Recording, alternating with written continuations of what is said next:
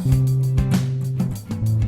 morning everyone and welcome back to my channel. My name is Christy Martin and this year I'm doing my student teaching in West Palm Beach, Florida, and today is Monday and this week I am filming a week in my life as a student teacher. I haven't done one of these in a while and I decided I need to do another one because I want to document what my actual experience was like.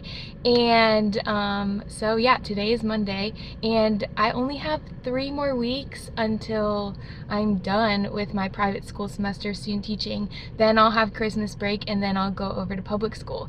So that's exciting but sad. I'm gonna really miss these kids when I'm gone, but I've learned so much from my CT here and it's been a super amazing experience overall. I see the kids this morning. I'm wearing a dress from Old Navy and then some shoes from Off-Broadway Shoes. So I am gonna go on in and get everything ready for the kids. I'm gonna clean the desks because, you know, let's sanitize everything, right? But I'll check in with you later.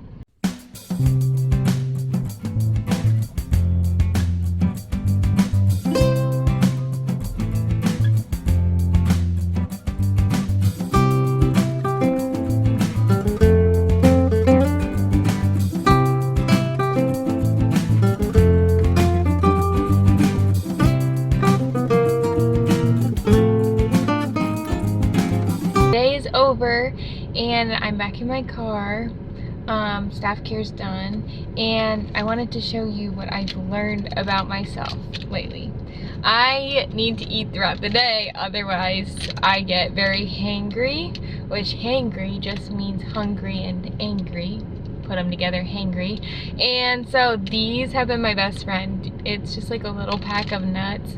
I also eat lots of fruit. I just ate a piece of fruit at staff care, but I think it's really helped like stabilize my mood throughout the day and not make me as like desperate when I'm getting home. I'm gonna pull up. Cause I used to get like super desperate when I would get home and I would be like not in a good spot because that would just be mean. Honestly. So that has become my best friend and we're headed home. Today I am going to yoga, which is going to be super fun, to get some exercise in because that's also been something that's been a huge help with stress and anxiety and all that. Just making sure I exercise. So I love going to a class because they kind of tell you what to do rather than you having to go to the gym and just make up stuff to do for yourself, also looking a little bit weird while you do it. I don't know, I would rather them just be like, do this and it'll help make you feel better. I am home and I'm getting ready to go to yoga. My yoga class starts at 6:15, so it's nice because I have some time between the time that I have to be there and the time aftercare is over, because aftercare is only done at 4, so that's a nice little gap of time. And before I head out, I wanted to show you something that we did today for social studies, and we're learning about maps and we're doing continents. And so today was about the continents, and here, let me show you what we did, and then I have a song to share that's gonna help your kids remember the continent. This is the map that we did today of the world, and you can see how I had colored each continent a different color. Well, the kids were following the same color pattern with a map that I had on the board. And we sang a song to go through each of our continents as we colored. Okay, so here's the song. It goes, North America, South America, Africa, Europe, Asia. Don't forget Australia. Don't forget Antarctica. North America, South America, Africa, Europe, Asia. And we pointed, excuse my singing voice, that's kind of embarrassing. But I pointed to each of the continents as I sang the song, so it helped the students really understand where they were on the map. And then we went through each of them, and each time we had to color a new continent, we sang the song. So that song is going to be in their brains. That was our lesson on world maps and the continents, and it actually ended up being really good. By the end, they were singing that song, and we're going to do it more throughout the week, obviously, but anything put to music helps them learn the concept better. So I thought that was a great idea, and now I'm headed off to my yoga class. Good morning. It is Tuesday and I'm here at the school. It's 7:32, so I'm about to head into my classroom, and today the kids have a math test for the chapter that I've been teaching them. So I'm a little nervous because math isn't my strongest subject when teaching. I don't know, I just feel like our practicums weren't as strong in math. I was like really confident going into reading and going into science and social studies, but not as confident in math. So we're working on it, but I'm hoping that they do really well and that doesn't affect them. But I was thinking about this morning. I come every day, right, for like the past couple weeks, and I don't get paid to do this. So I was thinking about this morning, what's it gonna be like when I actually get like a paycheck for doing something that I love? That's gonna be super exciting, considering currently student teaching, you work literally an 8-hour job for no money. So that's pretty interesting, and I'm just like excited because I was like, oh, I'll be able to, like, I do this now because I love to do it and I love to be with the kids, and it's been really awesome. But guess what, next year I'm going to be able to get a paycheck for doing something that I love, which is really exciting, and my bank account could greatly appreciate it. So I'm gonna head on in, and it's gonna be a great Tuesday. One of my students colored this scarecrow for me. Look at his rainbow hat, how cute. And then another one made me, her, and my teacher in this picture. And look, we all look like twins, and then she put little jewels, which was so cute. So the students were having a hard time walking in lines, so I made it a competition, girls versus boys, and I give them points when I see who actually wins the day, which is kind of funny because they've been loving it.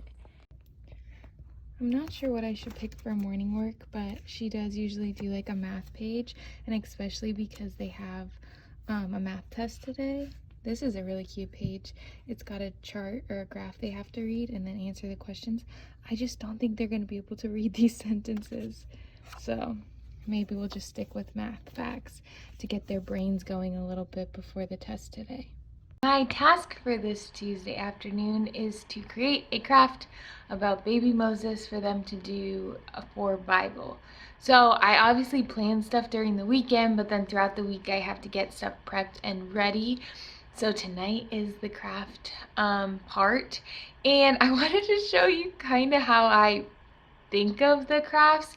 I obviously look online and I found one that I'm thinking of, but I have to first create a sample, and then I have to do all of the cutting and prepping for the students to do. So I have green, brown, and white construction paper, scissors, and pencil, and this is going to turn into a fun craft for the kids to do. This is a task that honestly takes a while. Whenever I want to prep a craft, I want to make sure that it's as engaging as it can be for the craft, and also as easy for me to pass out materials as possible, and direction wise, like it being easy for them to follow along with me as I do it on the board. I really don't want to have a lot of problems when I'm doing a craft because things are already a little bit more chaotic than normal, and I just want to make sure that everyone's still on task and in control. If I'm trying to pass out a bunch of materials all of the time, it's going to be harder on the students as well. So here we go. The first thing I do when I'm prepping a craft is I find the craft online that I kind of am thinking, or I find like an idea, but usually it doesn't come with how to do that. So then I try to like recreate the idea. So for this craft, I want to do like a foldable kind of craft.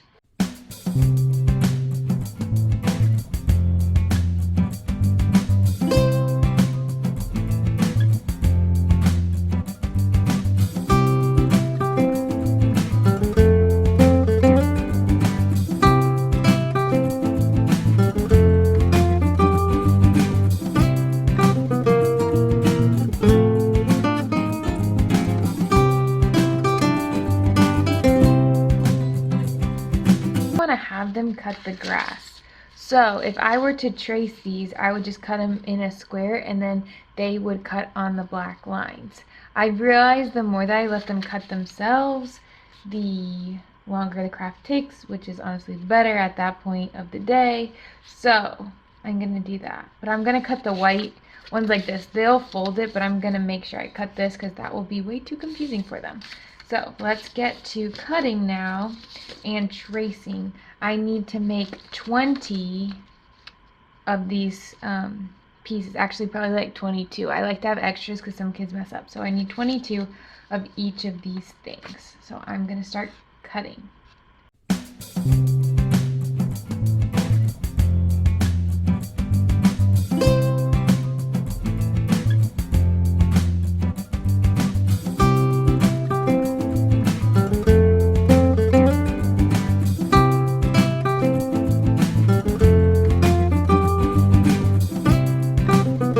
The grass I am outlining in black, as you can see. I think I'm gonna have the students just cut out the grass themselves by cutting on the black line. If I did it in pencil, it would be too light. So I'm just gonna continue to trace the grass, but if I have them cut it out, it's more like their own project. If I had cut out everything for them, it's kind of like not as fun. So I'm gonna let them cut these out, but I need to do the tracing for them because I won't have enough for everyone to trace or enough time. So this is what I mean about prepping and how important prepping is, because look how much time this is gonna take. And if I had all the students do this in the little short Bible time we have, it wouldn't really go smoothly. So I'm gonna get to tracing. After the cutting and everything, then it's time for me to make my sample. And this is kind of the most fun part, honestly, for me. And also it's important for the kids to be able to see what they will be creating. So time to make the sample.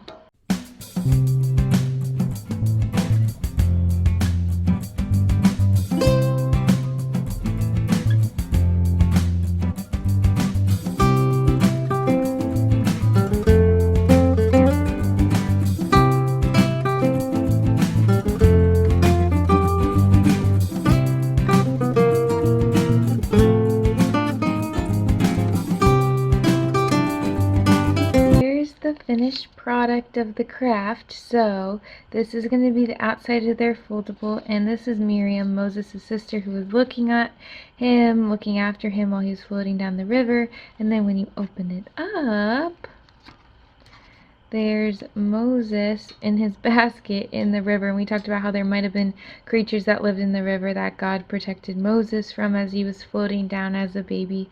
And then we see our sky scene. So it's a super simple craft for them, but it's good to help review the story of Moses. Good morning. It is Wednesday today, and I'm kind of late, so you're gonna be driving with me because I woke up this morning and I was like really tired. Oh, I don't know. I guess it's just because it's Wednesday, halfway through the week. But yeah, I didn't even have time to finish my coffee, but I didn't want to bring it in my travel mug because that means I would have had to wash it. So I brought it in this. You need a lot of energy to start the day with, and right now I just don't have it. When they come in, they have so much energy because they're like 7 or 6 or 7, and I'm like not a morning person, so it usually takes me a little while to wake up, but I will get woken up by the time I go into the school parking lot or I leave my car. I always have the wish to go to Starbucks in the morning or something and get like special coffee before school and feel really like ready for the day, and I never can accomplish that goal because when I think about it at night, I'm like, oh, I can wake up earlier and go.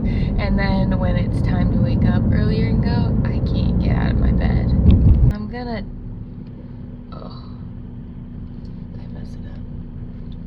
Well, I'm almost to school, so I'm gonna see you guys this afternoon. Good morning. It is Thursday morning. Last night after yoga, I literally just laid in my bed and fell asleep. I was exhausted from yesterday, and I don't even know why, but it is Thursday, and I'm gonna be honest, because Thursdays kind of are not my favorite days. I actually get to go to dinner with a friend tonight, which is gonna be fun. So I tried to plan something that will make me excited, you know, so I have something to look forward to. I'm trying something, you know, like self-care is important, and I've learned that, especially when teaching, because you're always caring so much about others, because you have to care for 20 something kids every single day, and you're always like thinking about their needs. Sometimes you forget to eat, or sometimes you forget to sit down or drink water because you're just caring so much about them. So I did that for myself for today. So it is Friday, the day is over, and it is the weekend. I'm super excited. But today was Orange Glad You Can Read Day, so I wore this like orange color dress. It's kind of like pinky orange, but that was literally all I had in my closet. So I wore that. The kids wore like orange shirts and things like that, and then we had guest readers all day. And it was a day of lots of fun. Then we had sweet treats that were orange, and of course that was probably the most fun thing, but one of the treats was Doritos, and this poor kid literally took a chunk out of his mouth with the Dorito. I had never seen anything like it. I was like, what do you do when a kid takes like a chunk out of their gum with a Dorito? And I guess you just give him water, because that's what we did. I took him to the nurse and she just gave him water, and he was fine, and it stopped bleeding, because like gums, you know, they stop bleeding really fast. But I was just like, I don't know what to do. That was so interesting. But anyway, so today was a pretty long day with just like having all of that fun stuff. I didn't know that fun days were so exhausting, but they really are. Anyway, it was fun, but I wanted to share with you a little bit of what we did throughout our week, because I hadn't gotten a chance to show you some of the activities, and they're really fun, and you might possibly want to do them in your classroom, or if you're a student teacher with your kids. So let me show you. The two activities that I'm going to show you that I really enjoyed doing with them this week are actually social studies activities, both of them. One's about maps and the other is about voting, because next week is the election, so obviously we're covering the topic of voting. First one is this book. It's called Me on the Map, and I'll show you the inside, but this is a great book to teach students where they are located on the map, because sometimes it's hard to tell the difference between a town or a street or a house and then a continent, a country, and a state. Like, what's bigger? You know, like we're always asking, like, what's bigger, what's smaller, what's more specific. So this book goes like through it perfectly. Let me show you the book. Such an awesome book. So it starts with this is me, this is my room, then it gets bigger to this is my house, and this is my street. Then it goes to the town, how a town's bigger than just having a street.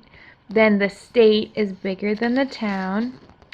Then the country is bigger than the state, and then we have the world here. And it goes through all of that. Here's the continents. And then it goes back and it has her looking for her house and her room. So she starts with the continents, then she goes to the country and the state and the town and the street and her house and then in her room. And it is just a beautiful story that really helps the students relate to where they are on the map. Now with this book, we had an activity that we did with it, and it was a Me on the Map packet, and basically we looked at where we were personally on the map. So we had a continent, country, state, so we all did Florida, of course. Then inside the state you had your town that you had to find, and they had their addresses. My teacher printed out so they knew what town they lived in, they knew what their street name was, house number, and their house they had to draw what it looked like. So they made their room, they chose which one was going to be theirs, and then it says in my room I find me. So not only did we have this awesome book to show us how to do it, we also got to practice and do it personally for each of the students together. So that was a great lesson on maps, which was so exciting. The next lesson was on voting, and we used this book. It's, of course, a favorite of a lot of teachers, Duck for President. And at the end, the students actually got to vote for if they would choose Farmer Brown in the story or if they would choose Duck. Let me show you this book, because honestly, it was the cutest thing. I had never read it before I did this lesson, and I'm definitely buying it for my classroom. And you can do it on any year. You don't have to do it necessarily on election year, because you could do it when you're talking about presidents, because you can talk about how representatives and presidents get elected, government officials, so it is just the cutest story ever. So here's the book, Duck for President, and it was so funny. Duck basically complains that Farmer Brown makes him do too many chores, and then he decides that he wants to run for president, and so they campaign. And not only does he run for, he doesn't want to run for president first, he wants to run for leader of the farm, and then eventually he wants to run for governor, and then he finds that to be too hard, so then he decides, oh, I'm gonna run for president. It talks in here about elections, it talks about voting booths, it talks about recounts, it just talks about how they campaign. It's a great story to teach the process of voting and the process of an election to kids who are younger, because you know the characters are silly, so it really keeps their attention, which is really nice. And in the end, Farmer Brown takes back the farm, and then the duck writes an autobiography, which is kind of funny. It's really, really cute. And the word says, running a farm is very hard work. So cute. So the students we read this together as a class, and then they voted on their own secret ballot. So they voted for Duck or Farmer Brown, and obviously they all chose Duck, basically. I think there was 3 who chose Farmer Brown.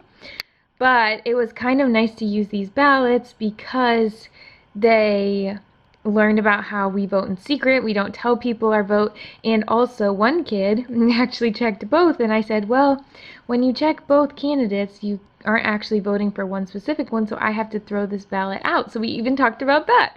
So it was a great introduction to voting. Thank you so much for following along with me this week. If you like this video, please give it a thumbs up, and don't forget to subscribe to my channel so that you can see my videos in the future. I really hope this brightened your day.